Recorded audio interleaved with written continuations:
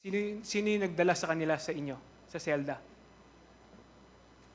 Yung duty po doon, Your Honor. Taga Biocor po. Kilala mo ba yung mga ito? O sino-sino ito? Sir Puro po, Your Honor. Ang nagdala sa amin doon sa sila, size. Si Sir Poro. Ayon rin sa iyo nung una, ayaw pumasok nung tatlo. 'Di ba? Yung tatlong drug lord ayaw pumasok nung tatlo. Kaya ang ginawa, inilabas muna kayo ni Ginoong Leopoldo Tan.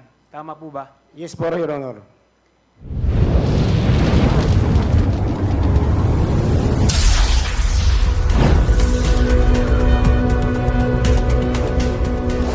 Tapos, pagkatapos, yung umalis, ipinasok yung tatlo, at saka ibinalik yung tatlong Chinese. Tama ba? Opo, Your Honor. Ayon sa iyo, bandang gabi ng araw na yon, pinagsasaksak nyo ni Leopoldo yung tatlong Chinese. Ginamit mo sa pagsaksak ay 29, samantala si Leopoldo ay korta na parehong bigay sa inyo ni Leo Pinkian. Tama ba sa iyong salisay? Opo. Ano yung korta? Yung balisong din yan, Your Honor. Ano yung tsura nun?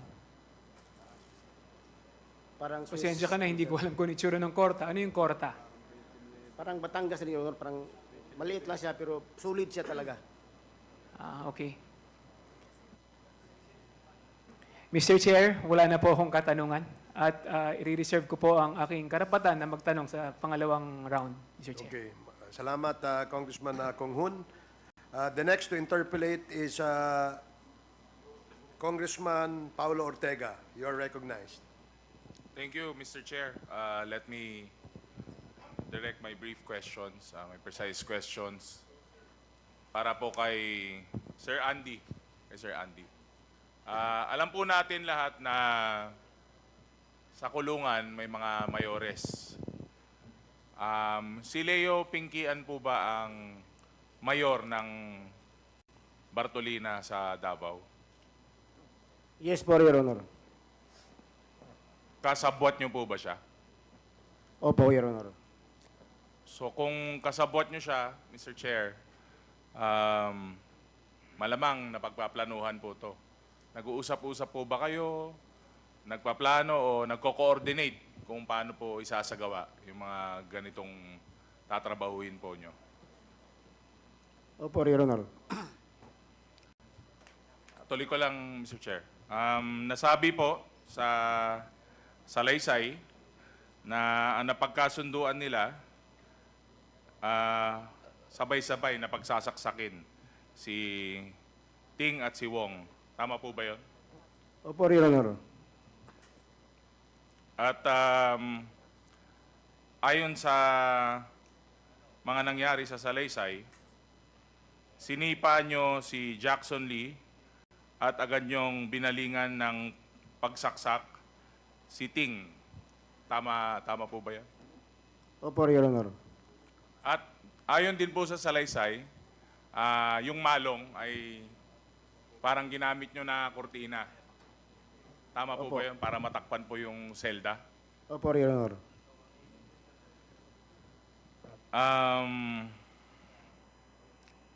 Paano nyo po nalaman na itong mga Chinese na nakakulong dun sa Bartolina area, paano nyo nakumpirma na sila po ay drug lords? Nang dahil po sa kaibigan ni Leopoldo Tan po, Your Honor. Kaibigan. Sino po yung kaibigan ni Leopoldo Tan? Yung Mr. classmate niya, Your Honor. Salamat, Mr. Chair. Thank you. Thank you, Congressman Ortega. The next to interpolate is Congressman Joel Chua. You are recognized. Thank you, Mr. Chair. With the permission of Mr. Chair, I would like to address my question to Mr. Fernando Magdadaro. Please proceed. Thank you, Mr. Chair. Sir Andy, dito po sa inyong salaysay sa page 2, number 16, sabi po ninyo dito, pagkatapos ay dumating si Superintendent Gerardo Padilla sa Bartolina, Selda 6, at sinabi niya, anong ginagamit ninyo? Ihagis sa labas. At hinagis naman namin ang korta at balisong sa labas ng selda. Tama po ba to? Opo, Your Honor. Sino po itong si Superintendent Gerardo Padilla? Siya po ang namumuno sa DPP Saan? sa Dapicol po, Your Honor. Siya po ang superintendent dyan po, Your Honor. So siya yung pinakamataas na opisyal sa Davao Penal Colony. Tama po ba? Yes po, Your Honor.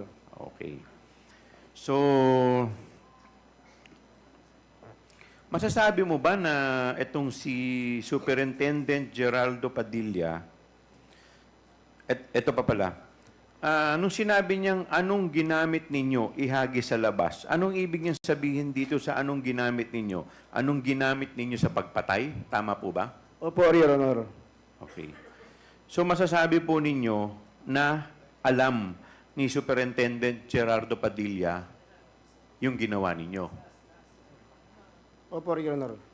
So masasabi po ninyo na si Superintendent Gerardo Padilla ay kasabwat ninyo. Opo, Your Honor. Okay.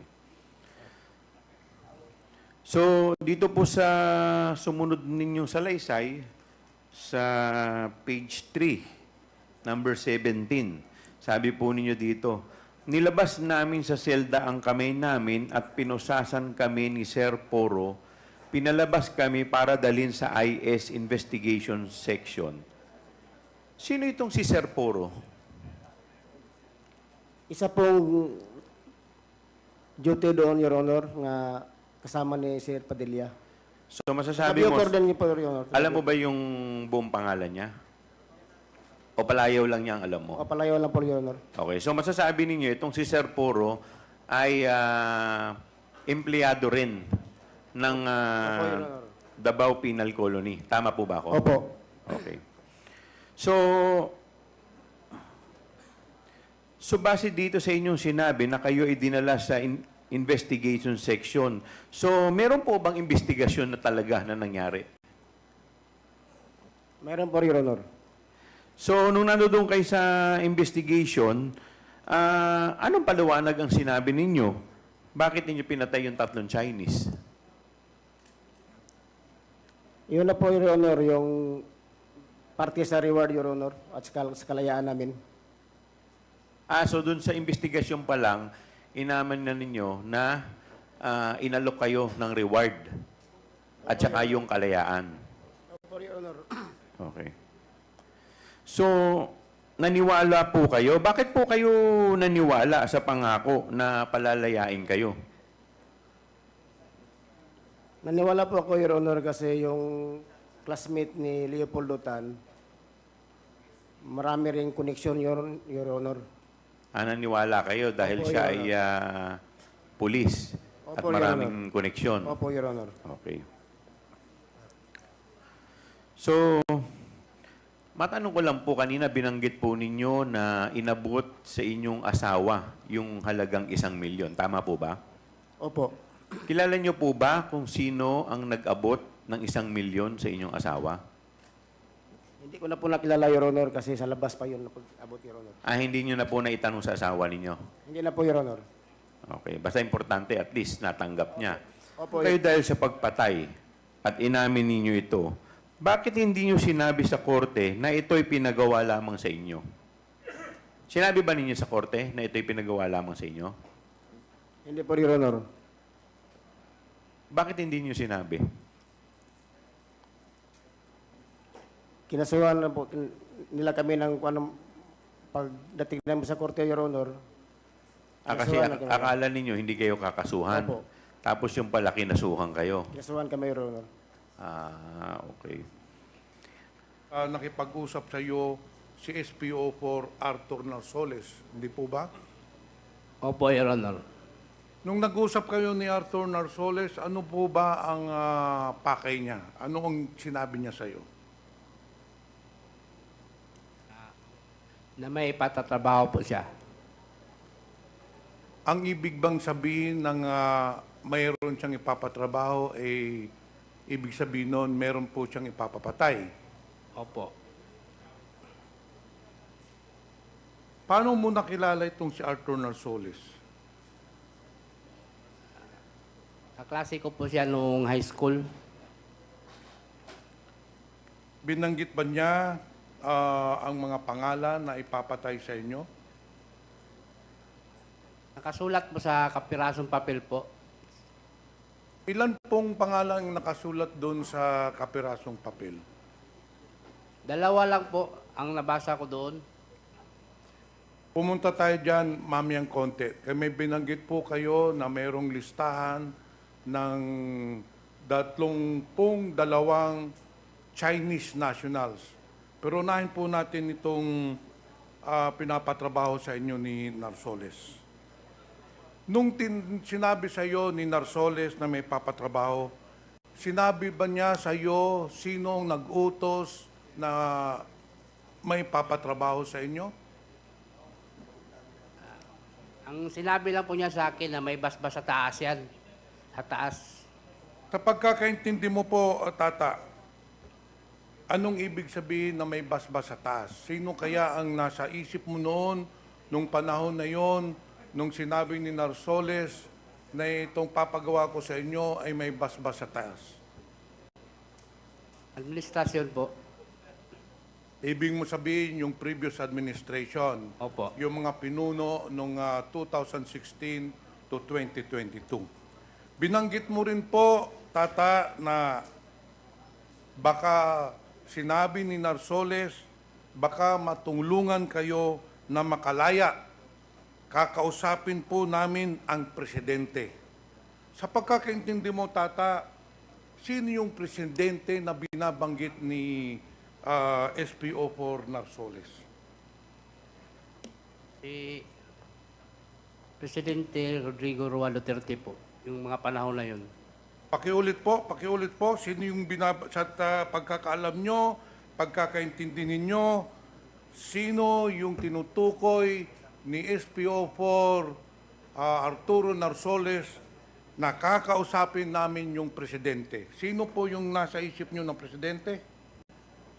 Presidente Rodrigo Roa Duterte po. So sa salaysay mo din, pinangakuan kayo na sinabi ni Narsoles na pag tinabaho nyo, bibigyan kayo ng isang manok. Anong ibig sabihin ng isang manok? 1,000,000 po ang pagkakalam ko. 1,000,000 kada ulo, base sa salaysay mo. Opo. Pero natanggap nyo is only 2 million pesos. Mr. Chair, let it be put in record that this representation is requesting the presence of SPO4 Arturo Narsoles. Kasi ito po ayon sa kasalaysay ni Tata, ito ang nag-utos sa kanila na ipapatay yung 3 Chinese national. Mr. Chair, can I have that assurance that we will invite SPO4 Arturo Narsoles to shed light on this matter? Is that a motion, Congressman Pimentel? I move that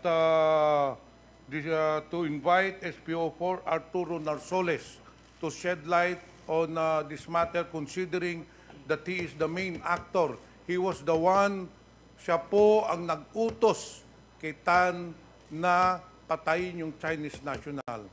Siya po ang lumalabas na isa sa mastermind ng pangyayaring ito. So I move, Mr. Chair. Second, Mr. There Chair. is a motion duly seconded to invite SPO4 Arturo Narsoles in the next scheduled committee hearing of the Quadcom. Hearing Second, no Mr. objection, duly seconded, and hearing no objection, the motion is carried. Sinabi po rin po ninyo, Tata, na sa salaysay ninyo na si SPO4 Arturo Narsoles ay miyembro ng, sa panahon na yon ng CIDG Region 11. Base sa inyong salaysay, kayo kampante at may kumpiyansa kayo, kaya nyo ginawa dahil naniniwala kayo na makapangyarihan yung amo ni SPO4 Arturo Narsoles po, hindi po ba? Opo, Your Honor. Okay, base po sa salaysay ninyo, at that time, sa panahon na yon, ang boss po ay si Colonel Edelberto Leonardo ng CIDG 11, hindi po ba? Opo, Your Honor. Again, Mr. Chair, since this person has appeared in the affidavit, I move to invite Colonel Edelberto Leonardo, the former head of CIDG 11, because this representation believes that he has direct knowledge of this incident. So move, Mr. Chair. There is a motion to invite Colonel Leonardo in the next scheduled hearing of the Quadcom. Duly seconded. Hearing no objection, the motion is carried. Binanggit mo rin, Tata, sa salaysay mo na may isang pagkakataon na itong si Lieutenant Colonel Ruina Garma ay kasama ni Arturo Narsoles nung kinausap po kayo. Hindi po ba? Hindi po sa bali, may dalaw po si Fortaleza, sa kanya po dumalaw yun. Pero nakita kong sabay silang rumating. So, ibig mo sabihin, Mr. Chair, hindi magkasama si Arturo Narsoles at saka si Lieutenant Colonel Garma. Hindi ko po nakita po, pero pagdating, sabay sila. Sabay sila dumating ni Art Narsoles o ni Lieutenant Garma. Opo. Again, Mr. Chair, considering that this person appeared with Arturo Narsoles, who is one of the main actors of this crime, so I move that we invite Lieutenant Colonel Ruina Garma. Ruina Garma was a former police chief of Cebu City, and she was also the former PCSO head. So meaning she is really part of the former or the previous administration, and I believe that she has direct knowledge of this case. So therefore, I move to invite her. So move, Mr. Chair. There is a motion to invite Miss Lieutenant Colonel Ruina Garma. Lieutenant Colonel Reina Garma in the next scheduled committee hearing of the Quadcom. Second, Mr. Chair. Duly seconded. Hearing no objection, the motion is carried. Base din po, Tata, sa yung salaysay, yung warden nung panahon na yon, si Superintendent Gerardo Padilla. Sa dalawang pagkakataon kayo nagkausap.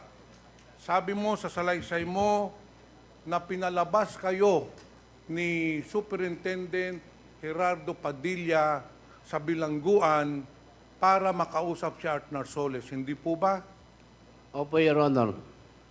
Tapos, base sa salaysay mo, Tata, pagkatapos nangyari ng pagpatay, dumating si Superintendent Gerardo Padilla at tinanong kayo, sana yung mga ginamit ninyong pagpatay. At sinabi po niya sa'yo na itapon ninyo sa labas. Hindi po ba? Opo, Your Honor. Then, Mr. Chair, since I believe that this is a great conspiracy, it's a grand conspiracy coming from top to the bottom officials, I believe that the Superintendent Gerardo Padilla is heavily involved. Siya po ang nagpalabas kay Tata at kay Andy para makausap si Art Narsoles. Siya din po ang pumunta dun sa dalawa pagkatapos ng napatay. So, Mr. Chair, to shed light on this matter, I move that we invite Superintendent Gerardo Padilla, the former warden of Dapicol. So move, Mr. Chair. Second, Mr. Chair. There is a motion to invite Superintendent Padilla in the next scheduled committee hearing of the Quadcom.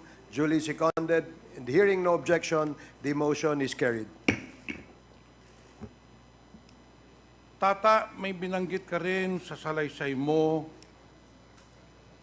Sinabi ni Art, pinakita sa iyo yung listahan na ipapatrabaho din sa iba-ibang kolonya. Ibig sabihin po, para sa madlang publiko, meron pong mga nakadetain na mga Chinese national na nakulong dahil sa droga at pinakita po kay Tata yung listahan. doon sa 32 listahan ng Chinese nationals na nakukulong sa iba't ibang bilangguan, 3 po ang nakulong sa Dapicol, yun po ang tinrabaho nila Leopoldo Tan, ni Tata. Pero meron po pong 29 na nakita po natin according to newspaper reports, TV reports na nangamatay din po sa ibang balangguan. So this just shows, Mr. Chair, that there was really a pattern, systematic killing of Chinese drug lords in different detention centers, which I believe was part of the drug war of the previous administration. Now, to prove my point, Mr. Chair, I therefore move that we request the list from Bucor of those Chinese nationals charged for drug trafficking or whatever charges of drugs na namatay during the time of July 16, July 2016 up to the year 2017 para makita po natin ang pattern and systematic killings of Chinese drug lords. Well, supposedly, that was directed by the previous administration. So move, Mr. Chair. Second, Mr. Chair. There is a motion to request for data and document coming from the Bureau of Corrections. To be more specific, Mr. Chair, yung mga namatay na mga Chinese nationals that were charged for drug trafficking or drug smuggling from the time of July 2016, pag-apupo ng bagong administrasyon, hanggang doon sa 2017, para makita po natin ang ikangang pattern or systematic killing of the drug Chinese lord, to prove indeed that during the previous administration, there were extrajudicial killings, Mr. Chair. Okay, there is a motion as stated by the movant, Congressman Johnny Pimentel, duly seconded, and hearing no objection, the motion is carried. Comsec, you are directed to coordinate with the Bureau of Corrections with respect to the data requested by Congressman Johnny Pimentel. Tata, konti na lang po ito. Tata, binanggit mo rin sa iyong salaysay isang major fortaleza na sinabi mong dinalaw ni Lieutenant Colonel Riona. Totoo po ba yun? Opo, Your Honor. So itong si Major Fortaleza at saka itong si Colonel Riona, magkaibigan po ito. Magkaklase po sa PNPA po. Tapos nakita mo itong dalawa nag-uusap doon sa bilangguan sa Dapicol, hindi po ba? Opo. Then, itong si Major Fortaleza ang inassign sa inyo na mag-alaga mentras nandun kayo sa Celda Size, hindi po ba? Opo, Your Honor. So, Mr. Chair, I believe that Major Fortaleza, Jimmy Fortaleza, is also involved in this case. Kasi klarong-klaro po, nag-usap sila ng Lieutenant Colonel Garma, tapos siya ang inatasan po na mag-alaga sa kanila mentras nandun sila sa Celda Size. Now, if it could be allowed by the Bucor, this representation would also like to invite Major Jimmy Fortaleza to shed on this matter, Mr. Chair. Congressman Pimentel, the chair would like to ask, is Major Fortaleza a PDL? Yes, PDL din po siya. Pero maaring makapagbigay po ng linaw dito dahil siya po ang kinausap ni... Nakikita na po natin yung buong litrato tong pangyayari po, no? Nilapitan sila ni Art Narsoles. Si Art Narsoles was a member of the CIDG Region 11. Si Lieutenant Colonel Riena Garma was also a member of CIDG Region 11. Yung boss po nila, si Lieutenant Colonel Leonardo, who is yung direct boss ng CIDG. So it just shows, Mr. Chair, kung gagawan po natin to ng organizational chart, base sa sinabi niya na nanggagaling po according to Superintendent Jerry Padilla at saka kay Art Narsoles, galing po sa former President ang order, binaba po kay CIDG boss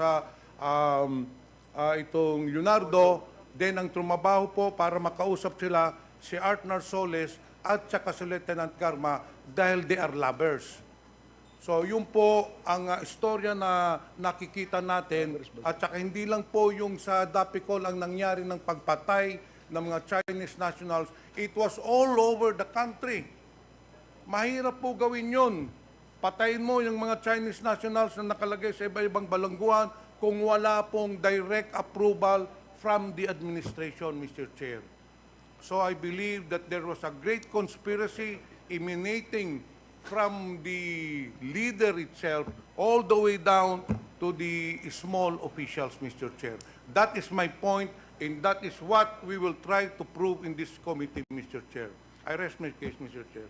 Thank you, Congressman Pimentel. But earlier there was a motion to invite Mr. Jimmy Fortaleza in the next scheduled committee hearing of the Quadcom.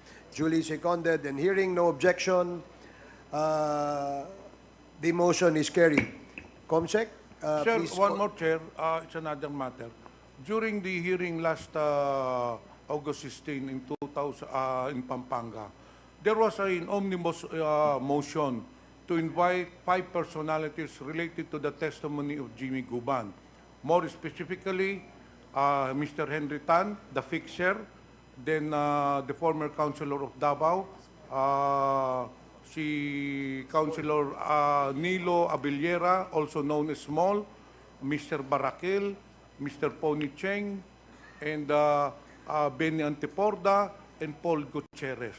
This, of course, this is related to the issues of Quadcom. So, Mr. Chair, if it is proper, I would like to request that we issue a show cause order because in the next hearing, we'll be tackling the matter of Jimmy Guban, Mr. Chair. 1 minute suspension.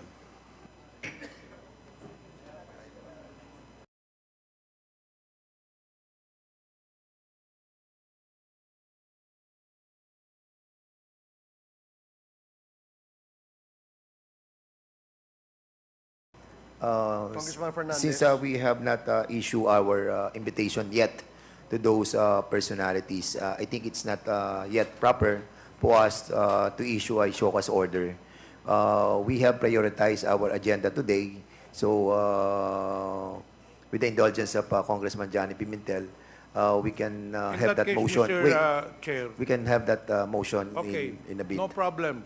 But let me put it in record to the committee secretary that for the next hearing with regards to the testimony of Jimmy Guban, all these 5 or 7 personalities should be indicted in that hearing.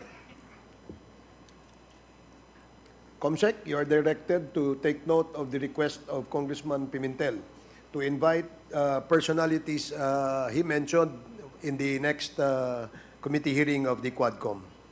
Thank you, Congressman Johnny Pimentel. The next in the list to interpolate is our Senior Deputy Speaker, Aurelio Dong Gonzales. You are recognized. Thank you, Mr. Chairman. At sa mga kasama mong chairman sa Quadcom. Ang aking tanong po, hindi po ako dating nagtatanong, pero gusto ko lang pong tanungin. Mr. Tan, pwede ba kitang tawagan na tata? Opo, Your Honor. Sa binasa mong salaysay, sa pahina 5, numero 28, 29, at 30, sa number na 28, 29, at 30 ng iyong affidavit, nakakagulat ang mga sinabi mo, tata. Baka lang kako naman, nagkamali ka ng basa, namali ka ng basa. Pwede mo bang basahin ulit ng malakas at malinaw yung number 28, 29, at 30? Mr. Chairman, tata.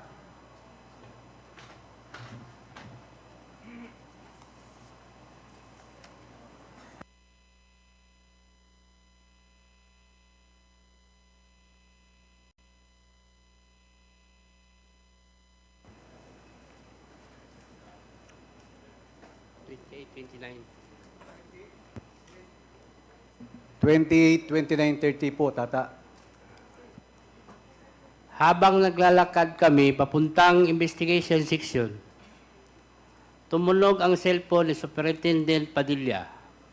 Nakita ko na pinindot ni Superintendent Padilla ang kanyang cellphone. Nadinig ko na sinabi nung tumawag kay Superintendent Padilla, "Congrats, Superintendent Padilla. Job well done." Pero grabe yung ginawa, dinuguan. Alam ko na ang kausap ni Superintendent Padilla ay si Presidente Duterte dahil pamilyar ko ang boses niya. Pagkatapos ng tawag, sabi ni Superintendent Padilla sa mga kasamahan niya doon, tumawag si Presidente Duterte, nag-congrats sa akin. Dahil sa sinabing ito ni Superintendent Padilla, kaya lalo akong napaniwala na ang tumawag sa kanya ay si President Duterte. Mr. Chairman, Tata, hindi lang po sa buong Pilipinas na naririnig kayo at napapadood, kundi buong mundo sa oras na ito. Uulitin ko po sa iyo. Baka po namali tayo ng dinig. Basahin ko po ulit sa inyo. Number 28. Habang naglalakad kami, papuntang investigation section, tumunog ang cellphone ni Superintendent Padilla. Nakita ko na pinindot ni Superintendent Padilla ang kanyang cellphone. Nadinig ko na sinabi nung tumawag kay Superintendent Padilla, "Congrats, Superintendent Padilla. Job well done." Pero grabe yung ginawang dinuguan. Number 29. Alam ko na ang kausap ni Superintendent Padilla ay si Presidente Duterte dahil pamilyar ko ang boses niya. Numero 30, number 30. Pagkatapos ng tawag, sabi ni Superintendent Padilla sa mga kasamahan niya doon, tumawag si Presidente, nag-congrats sa akin dahil sa sinabi nito ni Superintendent Padilla, kaya lalo akong napaniwala na ang tumawag sa kanya ay si Presidente Duterte. Tata, sigurado po ba kayo ang boses ni dating President Duterte, yun ang narinig mo habang kayo'y naglalakad? Opo, Your Honor. Mr. Chairman, wala na po akong itatanong kung hindi in this light of this very serious and sensitive development, may I move in the interest of fairness. May I move to invite the former President to hear his side on this matter. I rest my case, Mr. Chairman. Thank you, Senior Deputy Speaker Gonzales. There is a motion to invite the former President to shed light on the issue raised before this committee in the spirit of fairness. Is there any second? Duly seconded, and hearing no objection, the motion is carried.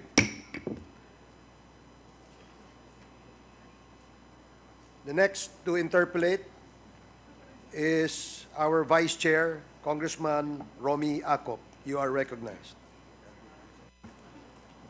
Marami pong salamat, Mr. Chair. Kung titingnan po natin yung mga katanungan ni Honorable Johnny Pimentel at saka ni SDS Gonzales, halos yung statement ni Mr. Leopoldo Untalantan Jr. ay nakumpleto na po yung pagtatanong, pagka-clarified dun sa mga kanilang kasagutan sa mga tanong sa kanilang affidavit. Be that as it may, pwede po bang matanong din si Mr. Untalan? But before that, I would like to state na doon sa sinumpaang salaysay ni Fernando Magdadaro, alias Ando, kung titingnan po natin, it supported all the answers given by Mr. Leopoldo Untalantan Jr. sa mga katanungan na binigay ng ating mga kasamahan at doon sa kanyang affidavit. Ngayon, pwede po bang malaman, Mr. Tan o Tata, sinabi mo doon sa statement mo, sa number 6, tinanggap mo yung alok ni SPO4 Arthur Narsolis dahil sa alam mo o naniniwala ka sa kanyang kapasidad at kakayahan. Pwede po bang malaman ano po yung kapasidad at kakayahan ng isang SPO4 na naka-assign sa CIDG? Ano po bang alam niyo yung kakayahan, kapasidad ni SPO4 Arthur Narsolis at naniniwala po kayo sa kanya? Dahil po sa mga boss niya na si Edelberto Leonardo at si Ruela Garma, na ang pagkakaalam ko ay malakas po sila sa Administrasyong Duterte, sa taas. Ang ibig po niyong sabihin, naniwala po kayo dahil sa lakas nila o kapit nila sa administrasyon. Opo, Your Honor. Pwede po bang malaman kung ano po yung klase ng lakas? Pwede po ba kayo magbigay ng halimbawa o ano na nagsasabi na malakas po si SPO4 o yung boss ni SPO4 Narsolis na sina Colonel Leonardo at saka Colonel Garma na malakas sila sa administrasyon? Meron po ba kayong may masabi na katibayan po yun?